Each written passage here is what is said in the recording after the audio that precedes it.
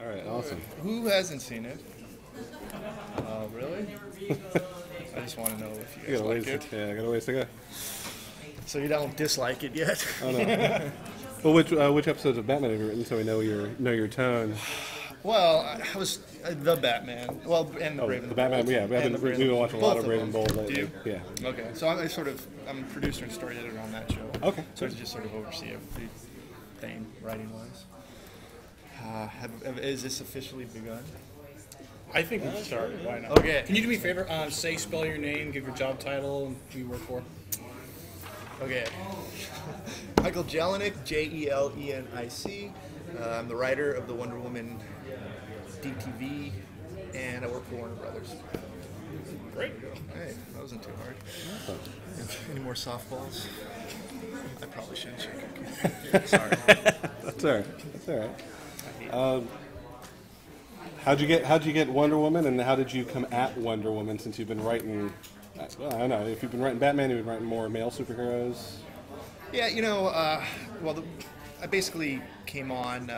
Gail Simone was originally on the project, so they did quite a bit of development with her, and basically there was some issues with time. They needed to get into production real fast, so Bruce Timm came to me and asked me to sort of speed things along, and that's when I came in and brought what I brought. And as far as her being a female character, that's not something, in terms of story, I was thinking about it. She's like the most prominent female superhero, and there's a lot of things about her character that just lends itself to sort of gender roles. But to be honest, it didn't really dawn on me how big of a deal that was until after I had finished writing it and was reading the message boards, and it's like Wonder Woman, people are obsessed with Wonder Woman, and they're not obsessed with her in the same way that they're obsessed with Batman or Superman. Wonder Woman means a lot of things to a lot of people outside even the superhero sort of thing. She's a sort of symbol of feminism and so all these things. So I was sort of very intimidated by sort of that sort of responsibility, which if I had been thinking about it when I was writing it, it probably would have been paralyzing. Go ahead. Why do you think Wonder Woman is one of the few female characters that has both a large male and female audience or group of fans? Wonder Woman, I think there's different aspects of her that sort of appeal to different segments of her fan base. I'm not exactly sure what that is. She's a strong female, so and she's sort of the first one, so there was that sort of revolutionary aspect of that sort of attracted a lot of fans, and it's something that's sort of aspirational for girls, and that you got this girl superhero who's could hang with Batman, could hang with Superman, so I think that's very likable about her character and why she has that sort of fan base. You mentioned Gail Simone. How closely did you work with her in terms of developing the story of the movie? Well, we didn't work together at all.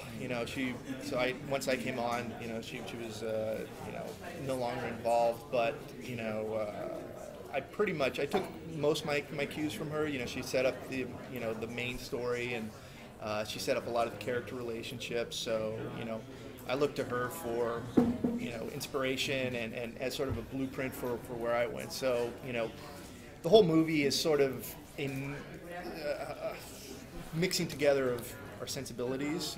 So, and I think the best parts of the movie are when it's some of her sensibility and my sensibility, and we sort of create a new sensibility out of it. So.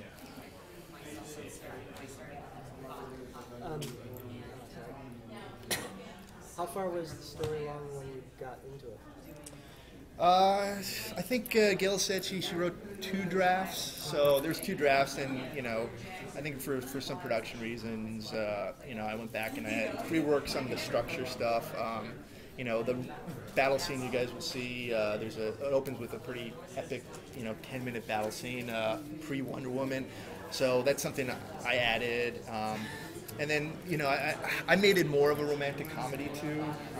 So that was sort of probably the biggest thing that I brought was, I like the idea of, making this huge sort of action movie and then sort of doing this contrast with that by making a romantic comedy, because it's really a movie about contrast. It's you have the modern world and Greek mythology, you have man and woman, and so I thought it'd be interesting to do sort of two genres that sort of contrast and put them together. So that's sort of where that came from. Oh, fine. And were there any specific print stories or story arcs that you were asked or that you checked out for this film?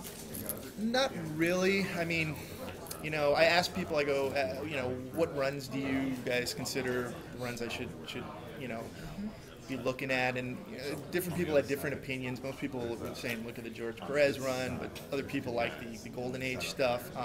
Mostly my blueprint was the work that Gail had done beforehand. So that's sort of where I took my cues from more than any specific comic.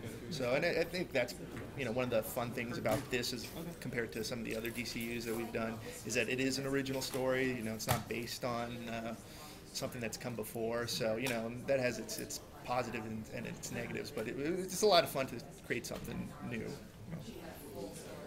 When you're working with other people or in the creative process, usually people will start to butt heads on. Was there any one particular issue where you just were like adamant about it and just it took you guys a while to get through it? There was a little bit of head-butting, or one or the other. I was just happy to be on the project, so I wasn't too difficult, but, a lot of the material in this stuff I wanted to push, and, they wanted a PG-13, and I'm used to writing in Saturday morning cartoons, so it's like I really can't explore some of the stuff, and, at first I was like, I have this idea for a scene where Steve Trevor tries to get Wonder Woman drunk. And I was like, they're gonna think that's like the most, offensive thing ever. And they're like, no, that's good. So, I mean, mostly it was that. But one scene which I did probably push too far, and I always give Lauren a hard time about it, is there's a scene in the middle of the film where Wonder Woman's fighting Demos, and it goes from the mall. Like, I just wanted the fight sort of to take place in sort of ironic spots, like. I